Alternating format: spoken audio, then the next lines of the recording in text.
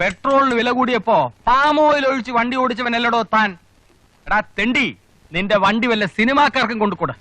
അവര് വല്ല നായകനെയോ വില്ലനെയോ ഇരുത്തി കൊക്കയിൽ തള്ളിക്കൊള്ളു, അല്ലെങ്കിൽ അമിട്ട് വെച്ച് പൊട്ടിച്ചോളൂ. വണ്ടി വിൽക്കലല്ല, റിപ്പയർ ചെയ്ത് കൊടുക്കുന്നതാണ് എന്റെ ജോലി. തന്റെ വണ്ടി ഈ കൊച്ചുണ്ണിയുടെ വർക്ക്ഷോപ്പിൽ റിപ്പയർ ചെയ്യുന്നില്ല. ഫ്രോഡ് വേല എന്നോട് കാണിക്കരുത്. സ്ഥലം മെനക്കെടുത്താതെ താൻ വേഗം വണ്ടി എടുത്തോണ്ട് പൊക്കോ. ഇവിടെ ബെൻസ്, ടയോട്ട, ഇസൂസു ഒക്കെ ക്യൂ നിൽക്കുക. ക്യൂ ക്യൂ ക്യൂ ക്യൂ, മനസ്സിലായോ? ആ എടാ അന്തരോ, ഇങ്ങോട്ട് വാടാ. എടാ കൊച്ചുണ്ണി, തനിക്ക് ഈടായിട്ട് കുറെ കൂടുന്നുണ്ട് കേട്ടോ.